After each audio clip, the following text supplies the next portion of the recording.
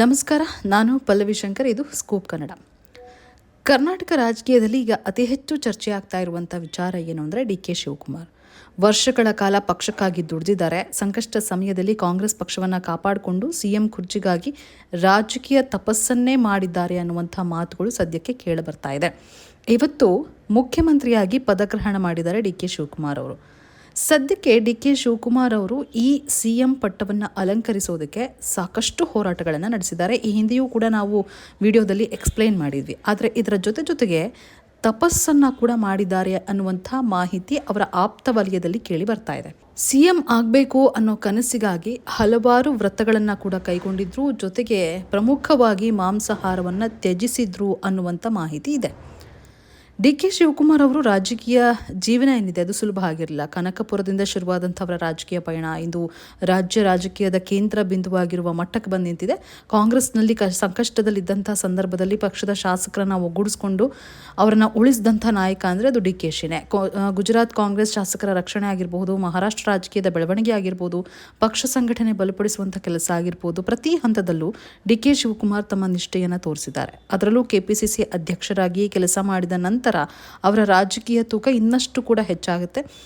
DK. Shine ಮುಂದಿನ CM ಅನ್ನುವಂಥ ಕೂಗು ಕೂಡ ಜೋರಾಗುತ್ತೆ. ಸದ್ಯಕ್ಕೆ ಡಿ.ಕೆ. ಶಿ ಸಿಎಂ ಆಗಿದ್ದಾರೆ. ಇನ್ನು ಡಿ.ಕೆ. ಶಿವಕುಮಾರ್ ಅವರು ಸಿಎಂ ಆಗಬೇಕು ಅನ್ನೋ ಆಶಯದಿಂದ ಹಲವಾರು ದೇವಾಲಯಗಳಿಗೆ ಭೇಟಿಯನ್ನು ನೀಡಿದ್ದಾರೆ.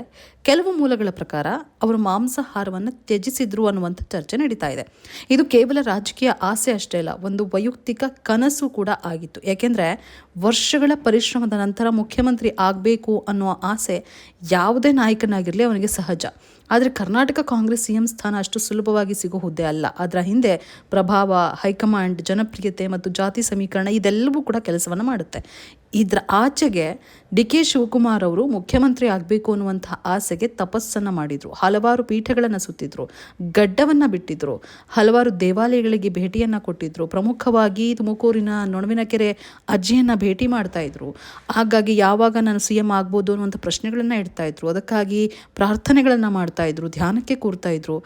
ಬಹುಮುಖ್ಯವಾಗಿ ಮಾಂಸಾಹಾರವನ್ನು ತ್ಯಜಿಸಿಬಿಟ್ಟಿದ್ರಂತೆ. ನಾನು ಸಿಎಂ ಆಗಬೇಕು ಅನ್ನುವಂಥ ಆ ಕನಸನ್ನು ನನಸು ಮಾಡ್ಕೊಳ್ಳೋದಕ್ಕೆ ಮಾಂಸಾಹಾರಕ್ಕೆ ಗುಡ್ ಬೈ ಹೇಳಿದ್ರಂತೆ ಡಿ.ಕೆ. ಶಿವಕುಮಾರ್. ಒಂದು ಕಡೆ ತಪಸ್ಸಾದರೆ ಈಗ ಸದ್ಯಕ್ಕೆ ಡಿ.ಕೆ. ಶಿವಕುಮಾರ್ ಅವರು ಮುಖ್ಯಮಂತ್ರಿ ಆಗಿದ್ದಾರೆ. ಆದರೆ ಡಿ.ಕೆ. ಶಿವಕುಮಾರ್ ಅವರ ಹಾದಿ ಸುಲಭ ಆಗಿರುವುದಿಲ್ಲ, ಅದೆಲ್ಲರಿಗೂ ಕೂಡ ಗೊತ್ತಿದೆ.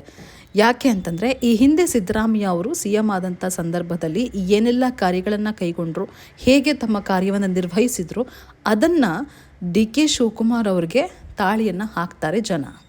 ಸಿದ್ದರಾಮಯ್ಯ ಅವರು ಕರ್ನಾಟಕ ರಾಜಕೀಯದಲ್ಲಿ ದೊಡ್ಡ ಜನಾಧಾರ ಹೊಂದಿರುವಂಥ ನಾಯಕ.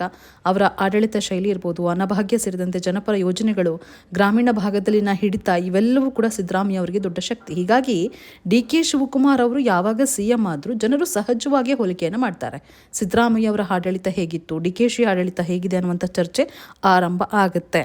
ಅದರಲ್ಲದೆ ಕಾಂಗ್ರೆಸ್ನೊಳಗಿನ ಒಳ ರಾಜಕೀಯ ಕೂಡ ಈಗ ಡಿ.ಕೆ. ಶಿವಕುಮಾರ್ ಅವರಿಗೆ ದೊಡ್ಡ ಸವಾಲು. ಯಾರು ಬೆಂಬಲಿಸ್ತಾರೆ, ಯಾರು ವಿರೋಧಿಸ್ತಾರೆ, ಹೈಕಮಾಂಡ್ ಕಡೆ ಯಾರು ನಿಂತ್ಕೊಳ್ತಾರೆ, ಈ ಎಲ್ಲ ಪ್ರಶ್ನೆಗಳು ಮುಂದಿನ ದಿನಗಳಲ್ಲಿ ಬಹಳ ಮಹತ್ವವನ್ನು ಪಡೆದುಕೊಳ್ತಾ ಹೋಗುತ್ತೆ.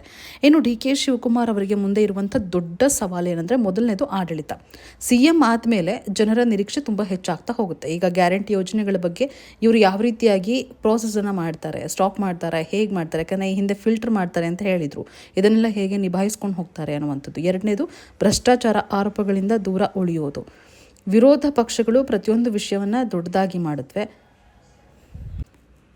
ಎರಡನೇದು ಭ್ರಷ್ಟಾಚಾರ ಆರೋಪಗಳಿಂದ ದೂರ ಉಳಿಯೋದು. ವಿರೋಧ ಪಕ್ಷಗಳು ಪ್ರತಿಯೊಂದು ವಿಷಯವನ್ನು ಕೂಡ ದೊಡ್ಡದಾಗಿ ಮಾಡ್ತಾ ಹೋಗುತ್ತೆ. ಈಗ ಆಲ್ರೆಡಿ ಡಿ.ಕೆ. ಶಿವಕುಮಾರ್ ಅವರ ಮೇಲೆ ಭ್ರಷ್ಟಾಚಾರದ ಆರೋಪಗಳಿದೆ, ಇಡಿ ರೇಡ್ ಆಗಿದೆ, ಐ.ಟಿ ರೇಡ್ ಆಗಿದೆ. ಇದೆಲ್ಲವನ್ನು ಕೂಡ ವಿರೋಧ ಪಕ್ಷಗಳು ಅಂದರೆ BJP, JDS ಇದನ್ನು ದೊಡ್ಡದಾಗಿ ಮಾಡುವಂಥ ಚಾನ್ಸಸ್ ಇದೆ. ಅದನ್ನು ಕೂಡ ನಿಭಾಯಿಸ್ಕೊಂಡು ಹೋಗಬೇಕು. ಮೂರನೇದು ಪಕ್ಷದೊಳಗಿನ ಸಮತೋಲನ. ಎಲ್ಲ ನಾಯಕರನ್ನ ಒಟ್ಟಾಗಿ ತೆಗೆದುಕೊಂಡು ಹೋಗಬೇಕಾಗತ್ತೆ, ಯಾರನ್ನೂ ಬಿಡೋ ಹಾಗಿಲ್ಲ. ಜಾತಿ ಲೆಕ್ಕಾಚಾರದಲ್ಲೂ ಕೂಡ ಅಳೆದು ತೂಗಬೇಕಾಗುತ್ತೆ. ಇನ್ನು ನಾಲ್ಕನೇದು ಜನರ ವಿಶ್ವಾಸ. ಕೇವಲ ಕಾರ್ಯಕರ್ತರ ನಾಯಕ ಅಷ್ಟೇ ಅಲ್ಲ, ಜನನಾಯಕ ಅನ್ನೋದನ್ನ ಕೂಡ ಈಗ ಸಾಬೀತು ಮಾಡಬೇಕಾಗತ್ತೆ. ಹಾಗೆ ಬಹುಮುಖ್ಯವಾಗಿ 2028 ಚುನಾವಣೆ ದೃಷ್ಟಿಯಿಂದಲೂ ಕೂಡ ಪ್ರತಿ ಹೆಜ್ಜೆ ಡಿ.ಕೆ. ಶಿವಕುಮಾರ್ ಅವರಿಗೆ ಮಹತ್ವದ್ದಾಗಿರುತ್ತೆ. ಒಟ್ನಲ್ಲಿ ಹೇಳೋದಾದರೆ ಡಿ ಕೆ ಶಿವಕುಮಾರ್ ಅವರು ಸಿಎಂ ಕುರ್ಚಿಗಾಗಿ ವರ್ಷಗಳ ಕಾಲ ಕಾಯ್ದಿದ್ದಾರೆ, ಪಕ್ಷಕ್ಕಾಗಿ ದುಡಿದಿದ್ದಾರೆ, ತಪಸ್ಸನ್ನು ಮಾಡಿದ್ದಾರೆ. ಆದರೆ ಅಧಿಕಾರಕ್ಕೇರೋದು ಒಂದು ಭಾಗ ಮಾತ್ರ. ಅದನ್ನು ಯಶಸ್ವಿಯಾಗಿ ನಿಭಾಯಿಸೋದು ಇನ್ನು ದೊಡ್ಡ ಪರೀಕ್ಷೆಯಾಗಿ ಡಿ ಕೆ ಶಿವಕುಮಾರ್ ಅವರ ಮುಂದೆ ಇದೆ. ಸಿದ್ದರಾಮಯ್ಯ ಅವರ ಪ್ರಭಾವ, ಕಾಂಗ್ರೆಸ್ನ ಒಳ ರಾಜಕೀಯ, ಜನರ ನಿರೀಕ್ಷೆ, ಇದೆಲ್ಲದರ ನಡುವೆ ಡಿ ಕೆ ಶಿವಕುಮಾರ್ ಹೇಗೆ ತಮ್ಮ ನಾಯಕತ್ವವನ್ನು ತೋರಿಸ್ತಾರೆ ಅನ್ನುವಂಥ ಮುಂದಿನ ದಿನಗಳ ಕುತೂಹಲ ಎಲ್ಲರಿಗೂ ಕೂಡ ಮನೆ ಮಾಡಿದೆ. ಇನ್ನು ಡಿ ಕೆ ಶಿವಕುಮಾರ್ ಅವರ ಕ್ಯಾಬಿನೆಟ್ನಲ್ಲಿ ಈಗ ಆಲ್ರೆಡಿ 13 ಸಚಿವರು ಪ್ರಮಾಣ ವಚನವನ್ನು ಸ್ವೀಕರಿಸಿದ್ದಾರೆ. ಹೇಗಿರುತ್ತೆ ಡಿ ಕೆ ಶಿವಕುಮಾರ್ ಅವರ ಆಡಳಿತ ಅನ್ನೋದ್ರ ಬಗ್ಗೆ ನಿಮಗೇನಾದರೂ ಅಭಿಪ್ರಾಯ ಇದ್ದರೆ ನಮ್ಮ ಕಮೆಂಟ್ ಮೂಲಕ ತಿಳಿಸ್ಬೋದು. ನಿಮಗೆ ನಮ್ಮ ಚಾನಲ್ ಇಷ್ಟ ಆಗಿದ್ದರೆ ಲೈಕ್ ಮಾಡಿ, ಶೇರ್ ಮಾಡಿ, ಹಾಗೆ ಸಬ್ಸ್ಕ್ರೈಬ್ ಮಾಡೋದನ್ನು ಮರಿಬೇಡಿ.